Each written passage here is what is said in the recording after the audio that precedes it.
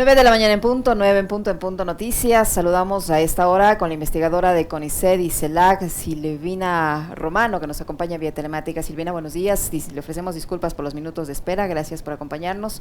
Le saludamos a Alexis Moncayo, quien le habla a Licenia Espinel. Los últimos no en los últimos días, permanentemente durante estos últimos años hemos visto la utilización de la justicia como herramienta para las presiones políticas. El Ecuador ha caído también en ese tipo de prácticas. ¿Cómo se mira el país en estos momentos? Al Ecuador me refiero, en el ámbito internacional, desde fuera, desde el exterior, porque acá lamentablemente la pugna política se ha trasladado a la justicia y se utiliza la justicia como herramienta de presión política. ¿Cómo es observado el Ecuador en ese sentido? Buenos días, bienvenida. Le pedimos por favor que encienda su micrófono, no le escuchamos. Buenos días a todas y Ahí todos. estamos. Claro que les perdono estos minutos de retraso porque estaban hablando con Paola Pavón, nada más y nada menos. Así que qué maravilla escucharlos ustedes. Con respecto a la situación de este proceso de largo alcance, ya de largo aliento, lamentablemente en Ecuador, de judicialización de la política, desde fuera se ve con mucha preocupación, porque este proceso en el cual los tribunales o todo lo que es el aparato judicial se pone por encima de todos los otros poderes del Estado, tiene una alianza fuerte con un sector mediático, lo que hace es cercenar, debilitar las bases democráticas. Es decir, genera además un descreimiento en la política, en los políticos, un cansancio también en la población, donde es difícil ver las salidas porque se trata de un aparato judicial que no respeta en ningún momento los debidos procesos o lo que se espera que debería hacer en cualquier caso de juicio, en cualquier caso de lo que sea un proceso que lleve a la cárcel por diferentes motivos. Sabemos que el principal motivo hace tiempo ya es esta lucha contra la corrupción, que también es dudosa. Yo quiero invitarlos a todos que pensemos en este relato de la corrupción. Por supuesto que existe corrupción, y existe corrupción no solamente en países de América Latina, sino a nivel mundial. Pero el asunto aquí es un poco también, escuchando lo que se hablaba en la entrevista de recién, ¿cuáles son los principales problemas hoy de América Latina? ¿Cuáles son los principales problemas hoy de Ecuador? La desigualdad. Clarísimo.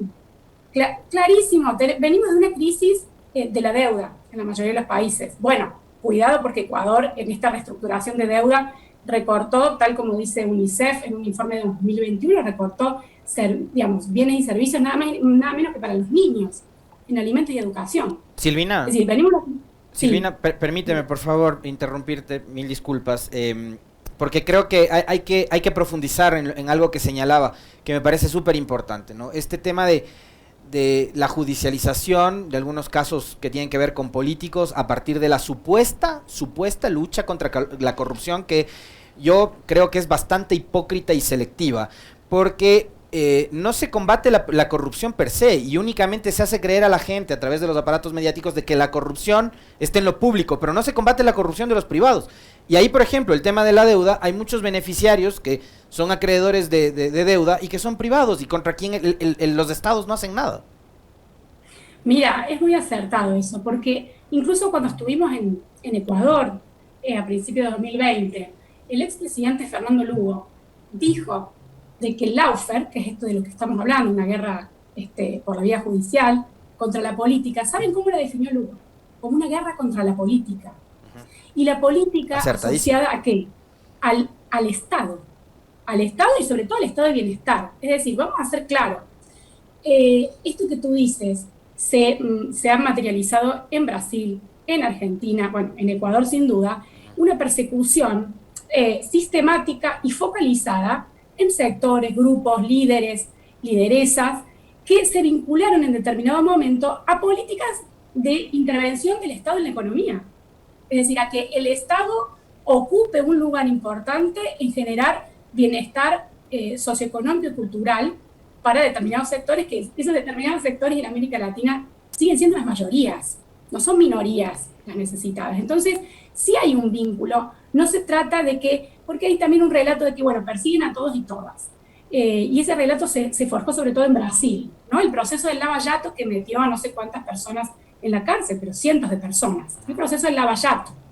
Pero, claro, lo importante del Lava Jato era quitar del juego político a Lula da Silva. Digamos, esos otros presos representan parte del proceso, pero la frutilla del postre era esa, era quitarlo de la posibilidad de la política. Y lo que se está haciendo en Ecuador, sistemáticamente, es intentar quitar de la esfera política formal, es decir, de la posibilidad de hacer política en las instituciones, a un grupo enorme de personas, incluso, digamos, de alto y medio rango en el aparato institucional, vinculadas al correísmo. No es sistemático, no son dos ejemplos. Y tiene una incidencia muy fuerte en la política, porque esto cambia el rumbo político del país. No se trata de un caso. Me parece que los casos más sonados, podemos hablar Correa, lo de Jorge Glass, tremendo. Lo de Paola Pavón, Cristian Hernández, Virgilio Hernández. Es decir, ha intervenido la Corte Interamericana de Derechos Humanos para esto. No se trata de un invento, un reclamo vacío o, digamos, solo politizado. Acá estamos, digamos, un reclamo de cómo está funcionando el aparato judicial. Silvina, precisamente lo que usted mencionaba, Silvina, usted mencionaba varios casos, y uno de ellos, que es el más reciente acá, es el que tiene que ver con el ex vicepresidente de la República, Jorge Glass.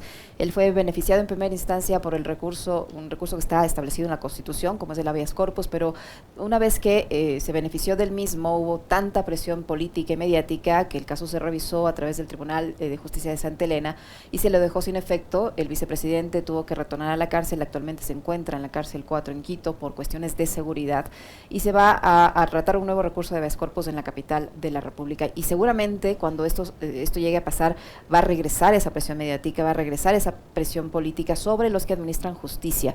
Allí también se puede ver ejemplificado el lawfare, ¿usted cree? ¿O esto es un tema estrictamente legal? Totalmente, porque se trata, a mí me parece que hay que decir las cosas un poquito como son.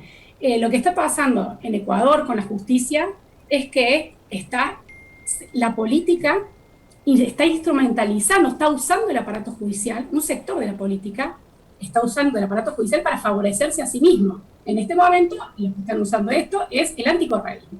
Con claridad, están instrumentalizando el aparato judicial con fines políticos. Pierde cualquier capacidad de imparcialidad el aparato judicial en este sentido. Y lo más complicado es que se muestra a la población una apariencia de legalidad. Y esto me parece que es en lo que han avanzado las derechas de América Latina en el último tiempo. Fíjense, con los logros que han mostrado los gobiernos progresistas en los diferentes ciclos, desde el siglo XXI hasta ahora, digamos, salvo en un caso que es el de Bolivia, que podemos juntarnos en otro momento a charlar sobre eso, me encantaría, salvo en un caso, en el resto de los casos del progresismo, lo que se ha buscado es quitar por la vía administrativa parlamentaria o por la vía digamos, sería el impeachment, o por la vía judicial a gobiernos, sectores de turno de política progresista. ¿Pero por qué? Porque en otros momentos, vamos a hablar de la década de los 60, 70, se los quitaba por la vía de las Fuerzas Armadas. Bueno, ¿qué pasa con las derechas? ¿Por qué necesitan hoy buscar una fachada legal, una apariencia de legalidad?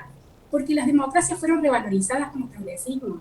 La democracia fue llenada o completada de sustancia real con los progresismos, como lo que se decía en la entrevista anterior, es decir, con acceso a bienes económicos, servicios. Digamos, esa es la democracia inclusiva, sustantiva, que, digamos, es una ganancia con los progresismos en América Latina y que la derecha tiene que mostrar un cierto respeto que en otros momentos de nuestra historia no hacía falta. No hacía falta, se iba directamente a procesos dictatoriales.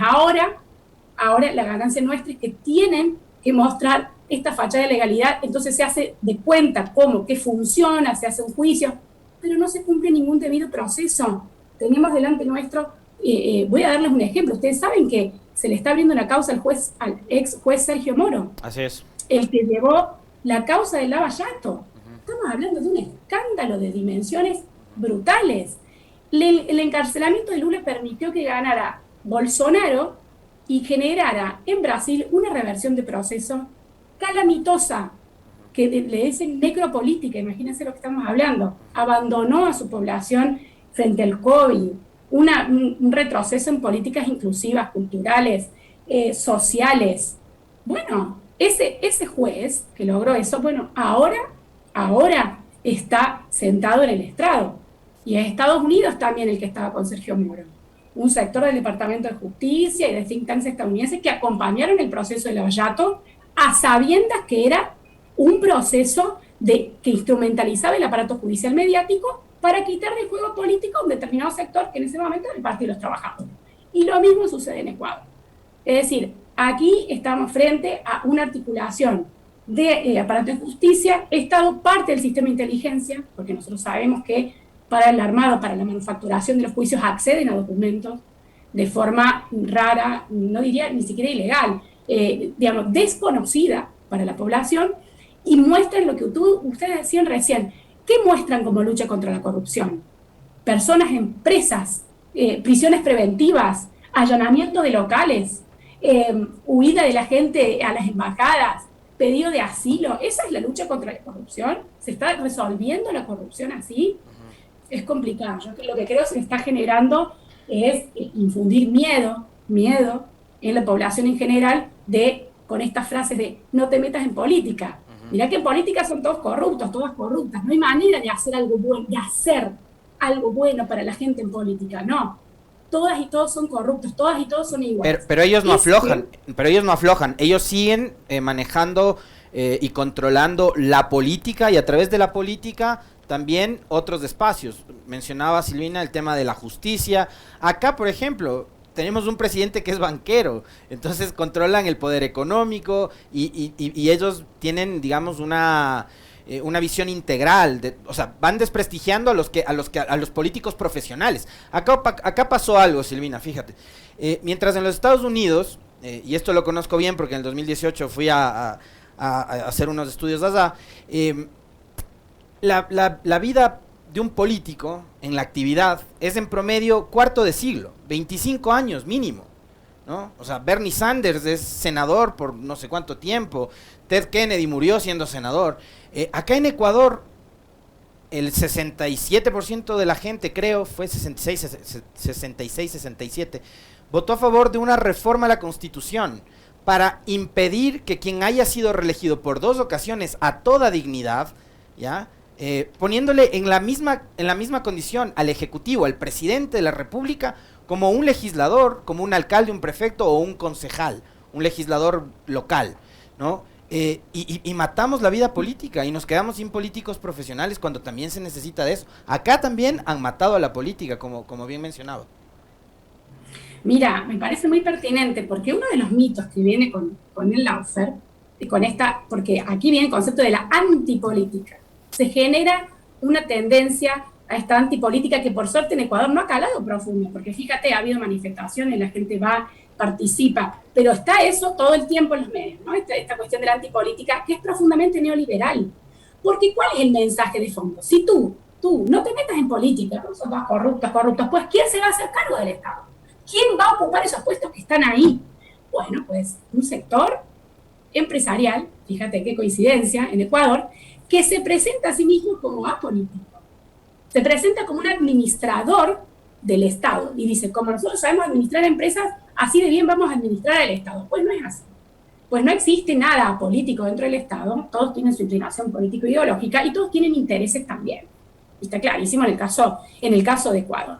Con respecto, digamos, ese relato antipolítico criminaliza la militancia política, criminaliza al militante, al que participa en un partido político de hace años, sea que haya desarrollado o desempeñado alguna función o no, ¿no es cierto? En este mundo donde, bueno, no, mejor métete a trabajar en una ONG, que ahí sí no hay intereses políticos, ahí sí no tienes que... Claro que sí los hay, y también hay intereses económicos. Depende de quién la financie. Exactamente.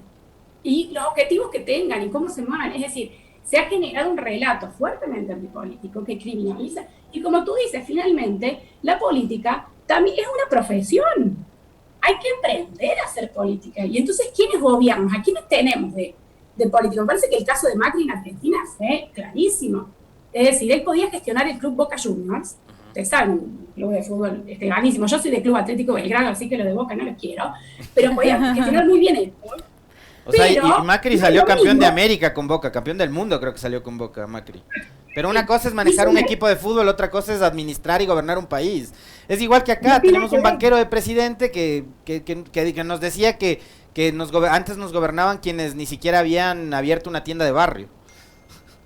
Bueno, ahí, y para mí hay una enseñanza acá, y puede sonar, no sé, un poco retrógrado, en todo caso, ni siquiera retrógrado, pero miren, durante los primeros golpes de Estado de la Guerra Fría, estamos hablando de 1954, después de 1960, pero sobre todo el de Guatemala, cuando se hace el golpe de Estado, fíjense que hay algunos paralelismos. ¿Qué tiene que hacer la gente que estaba en ese gobierno, que es el gobierno de Arbenz? Se tienen que ir todos, porque todos, si no, iban a quedar presos. Se van todos a las embajadas, huyendo, embajada de México, de Chile, etc. Bien. Y entonces se queda el que hizo el golpe, un señor, Castillo Armas, militar, por supuesto, traidor, desertor, lo que quiera. Entonces se queda ahí, y uno de los documentos desclasificados de cartas de él hace una pregunta: ¿y ahora con quién gobierno yo? No tengo con quién gobernar. Estados Unidos le mandó 100 personas a través de los planes de asistencia para el desarrollo y seguridad para que reorganizara el aparato de Estado. Me parece que es un ejemplo de hace muchos años, ya sé que van a decir que es una exageración. Bueno, hay algo de eso. Es decir, ¿quiénes quedan gobernando? Si esta racia, esta permanente lucha contra la corrupción, acuérdense al que fue candidato, porque Lula no podía, le abrieron no sé cuántas causas también. Todo el mundo, a Cristina Kirchner le abrieron 30 causas, ayer se cayó otra más. No hay pruebas, pero se monta un relato generado en torno a la corrupción, por algún motivo, de cualquier, digamos, inversión pública, o lo que sea, que le pagaste a tu hijo un taxi con el erario del Estado, no sé, lo que sea, se pone en los medios, o los medios mismos lo manufacturan, lo hacen, lo tamizan y ven si cala como caso judicial, como causa, y eso genera una desmoralización inmediata, una persecución de un militante, una militante, o bueno, alguien de alta esfera, como puede ser Cristina Fernández de Kirchner. Entonces, estamos ante ese fenómeno, nosotros le decimos lawfare, hay gente que discute con ese término o no, da igual. Es un proceso de desestabilización profundo de la política progresista. Muchísimas gracias, Silvina, por su análisis, por haber participado en esta entrevista. Silvina Romano, investigadora de CONICET y de la CELAC, que ha estado con nosotros, muy amable. Muchísimas gracias. Gracias, un abrazo. Un abrazo, un beso para todas y todos.